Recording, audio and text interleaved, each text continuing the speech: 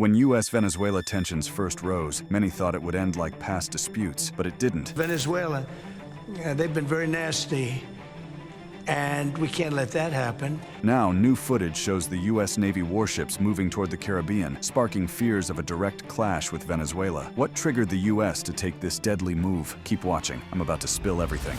When warships become headlines.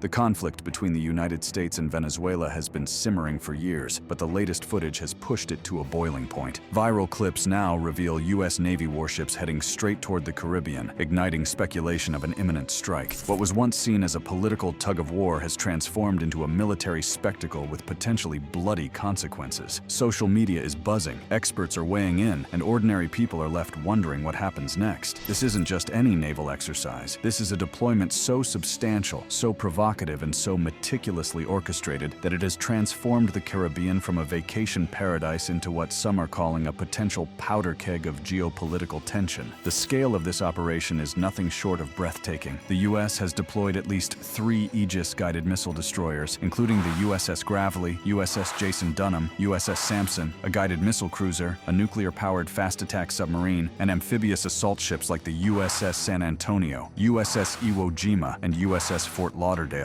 According to reports, approximately 4,500 U.S. service members, including 2,200 Marines, are involved in this mission. A mission that the Trump administration characterizes as a counter-narcotics operation. These aren't just any Marines, mind you. We're talking about the battle-hardened warriors of the 22nd Marine Expeditionary Unit, trained for expeditionary and special operations. These are the kind of forces you deploy when you need capabilities that extend far beyond routine patrols. They're trained for the kind of rapid, decisive action that can change the course of history in a matter of hours. So far, the technological might on display has been both impressive and intimidating. The Arleigh Burke-class destroyers alone represent some of the most advanced naval technology ever deployed, equipped with Tomahawk cruise missiles capable of long-range strikes, standard missiles for air defense, and rocket-assisted torpedoes for anti-submarine warfare. When you add the stealthy presence of a nuclear-powered fast-attack submarine alongside the force's capability for covert operations and intelligence gathering, the message becomes crystal clear. This is a force capable of projecting power in ways both visible and invisible. Interestingly, what's most telling of all this is what's happening in the skies above these troubled waters. P-8 Poseidon maritime patrol aircraft are conducting intelligence, surveillance, and reconnaissance missions over international waters. These aircraft, while primarily designed for maritime patrol, possess surveillance capabilities so advanced that they can track everything from submarine movements to electronic communications across vast swaths of ocean. They are the eyes and ears of this operation, gathering intelligence that could prove crucial in whatever comes next. The timing of this deployment is as calculated as its composition. The buildup began in early August 2025, with reports of ships like USS Gravely and USS Jason Dunham departing from Mayport, Florida, and USS Sampson nearing the Panama Canal by mid-August. The movement was evident. What makes this deployment particularly intriguing is the official justification provided by the Trump administration. The administration has framed this deployment as part of a counter-narcotics operation targeting Latin American drug cartels, with specific emphasis on disrupting the flow of illicit drugs, particularly by fentanyl, into the U.S. This narrative centers around Venezuela's alleged Cartel de los Soles, accused of being led by President Nicolas Maduro, along with other designated terrorist organizations. Since the new footage surfaced, White House's messaging machine has been working overtime to frame this operation in terms of national security and public safety. Deputy Chief of Staff Stephen Miller and Press Secretary Caroline Leavitt have emphasized combating drug trafficking organizations and securing the U.S. southern border as key priorities. The deployment, they argue, aligns with Trump's broader pledge to use every element of American power to address narcotics and migration issues. But here's where the narrative begins to show its cracks, and where the story becomes far more complex than simple law enforcement would suggest. Critics and analysts have been quick to point out significant inconsistencies in the counter-narcotics justification. The United Nations Office on Drugs and Crime notes that 74% of cocaine trafficking from South America occurs via the Pacific, not the Caribbean, where air routes dominate. This raises fundamental questions about why such massive naval assets would be deployed to a region that handles a minority of drug trafficking routes. Even more problematic for the administration's narrative is the fact that Venezuela is a hub for air-based cocaine trafficking, not maritime routes. And Mexico, not Venezuela, is the primary source of fentanyl into the U.S. Even Trump has acknowledged that other countries also participate in drug trafficking into the U.S. And we have other countries too. We do have, and this is just getting a little off subject, but we have now the safest border we've ever had. These inconvenient facts have led many observers to conclude that the real motivations for this deployment extend far beyond the stated counter-narcotics mission and could be something other than what we currently see. Now, to truly understand what the motive is, we need to understand how this all started. So let's explore a bit. The U.S. vs. Maduro case.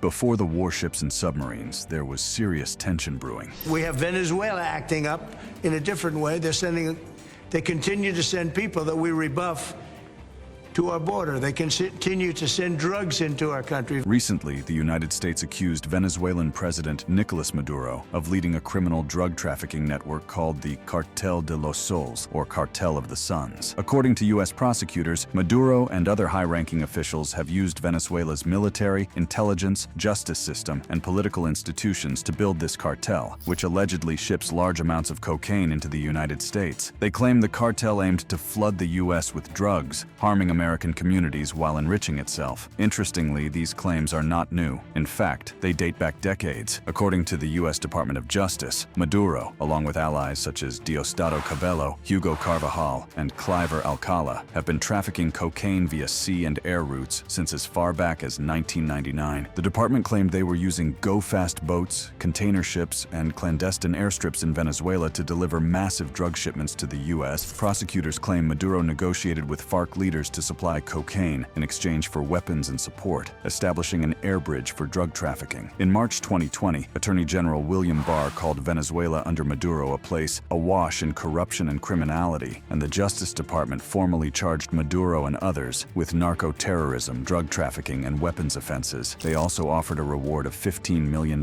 for information leading to his arrest. The indictment accused Maduro of coordinating drug shipments and using Venezuelan state resources to support these operations. Even now, the U.S. has expanded its legal pressure. In mid-2025, the Treasury Department designated the Cartel de los Soles as a specially designated global terrorist organization, saying it supported violent cartel groups like Venezuela's Tren de Aragua and Mexico's Sinaloa cartel. By August 2025, the reward for Maduro's arrest had doubled to $50 million, with U.S. Attorney General Pam Bondi calling him one of the world's most notorious narco-traffickers who uses these cartels to bring violence and drugs into the U.S. Adding to the pressure, Hugo Carvajal, the former head of Venezuela's military intelligence, pleaded guilty in a U.S. court to narco-terrorism, drug trafficking, and weapons charges. He admitted to being a leader in the Cartel de los Soles and working with Farsi to traffic cocaine into the United States. In their claims, U.S. officials have highlighted some of the cartel's methods. They say drug shipments were protected by corrupt officials, including military leaders, and used state infrastructure like airports and radar systems to move cocaine. The cartel also allegedly engaged in money laundering through front companies and international financial networks. The president is prepared to use every element of American power to stop drugs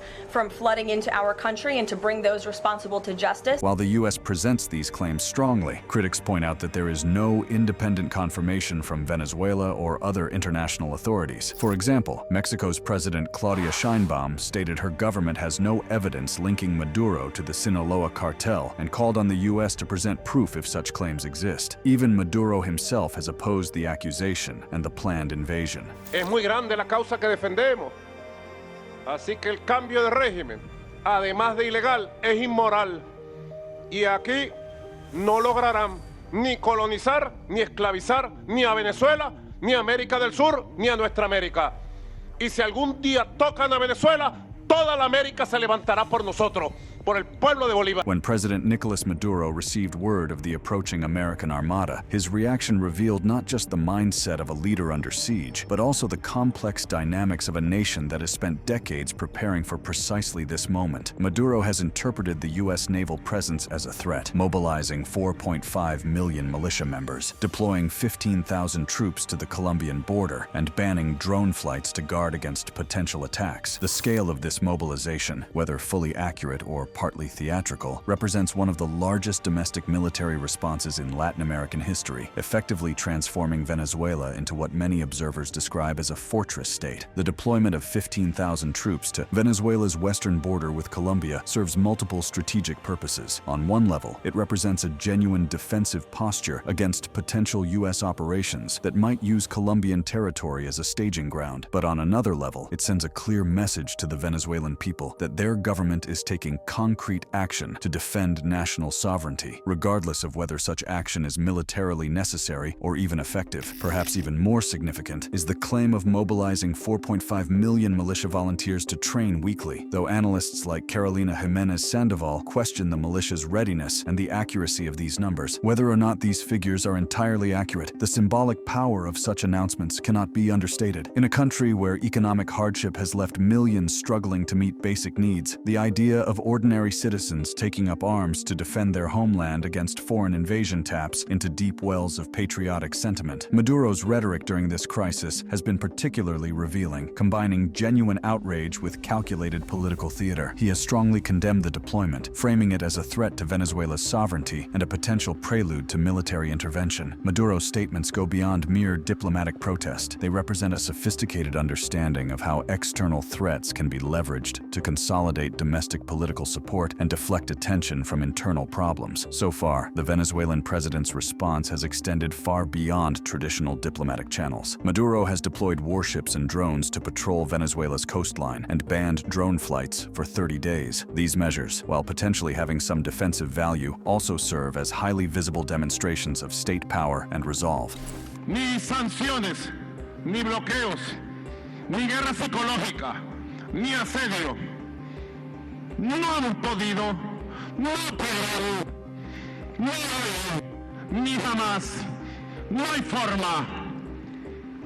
forma de que le entren a Venezuela. The most sophisticated aspect of Venezuela's response has been its diplomatic offensive on the international stage. Venezuela's UN ambassador Samuel Moncada lodged a formal complaint with UN Secretary-General Antonio Guterres on August 27, 2025, alleging the U.S. buildup violates the UN Charter and is a pretext for intervention against a sovereign nation. This move represents a calculated attempt to frame the conflict in terms of international law and sovereignty rights, potentially garnering support from other nations that fear similar treatment from major powers. The timing and content of Moncada's complaint reveal a deep understanding of international diplomatic dynamics. By invoking the UN Charter and framing the dispute as one of sovereignty versus imperial aggression, Venezuela is attempting to position itself as the victim of international law violations rather than as the target of legitimate law enforcement actions. This narrative has the potential to resonate with many developing nations that have their own concerns about great power interventions. Domestically, Maduro's government has launched an intensive propaganda campaign designed to rally popular support around the theme of defending national sovereignty. Maduro's government has used the U.S. presence to rally domestic support, framing it as an imperialist threat, with claims that over 90% of Venezuelans reportedly reject U.S. announcements and threats. The effectiveness of this propaganda campaign shouldn't be underestimated. In a country where economic hardship has created widespread dissatisfaction with the government, external threats provide a powerful tool for redirecting popular anger away from domestic failures and toward foreign enemies. The narrative of defending Venezuela against American imperialism taps into deep historical grievances and nationalist sentiments that transcend political party lines. Since the tension began, Venezuela has actively sought support from traditional allies and partners, with mixed but significant results. For instance, China has expressed opposition to the U.S. deployment, with Foreign Ministry spokesperson Mao Ning criticizing it as a violation of Venezuela's sovereignty and the UN Charter. This support from Beijing represents more than just diplomatic solidarity. It signals that Venezuela's resistance to U.S. pressure has backing from one of the world's major powers. The Chinese response is particularly significant because it comes at a time when U.S.-China relations are already strained across multiple fronts. Beijing's decision to publicly criticize the U.S. deployment suggests that China views Venezuela as sufficiently important to its global interests that it's willing to risk further deterioration in relations with Washington. This support provides Maduro with crucial international international legitimacy and suggests that any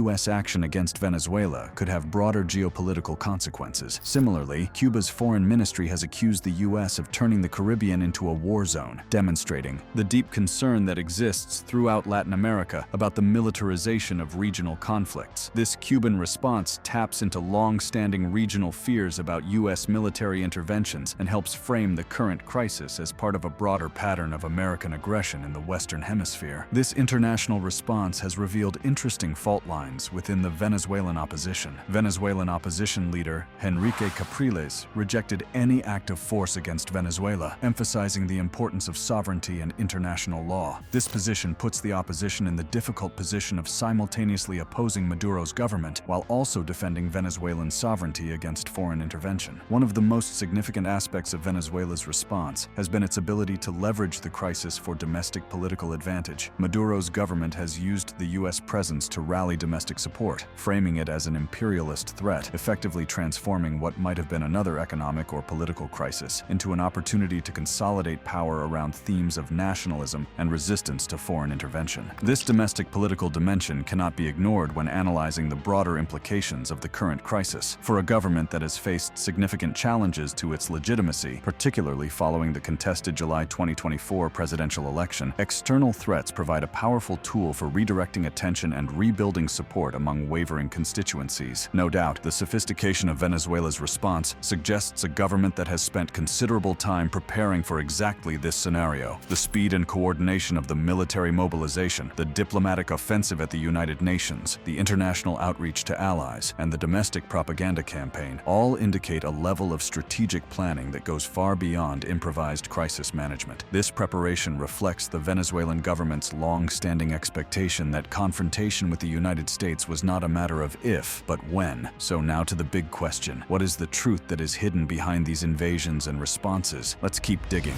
The hidden game, reading between the lines. As the dramatic confrontation between American warships and Venezuelan defiance unfolds in the Caribbean, a deeper and more complex story begins to emerge, one that reveals the intricate calculations, strategic ambiguities, and carefully concealed motivations that drive international power politics in the modern era. Take, for instance, the seizure of some of Maduro's assets. The DOJ has seized over $700 million of Maduro-linked assets, including 2 private jets, 9 vehicles, and more. Yet Maduro's reign of terror continues.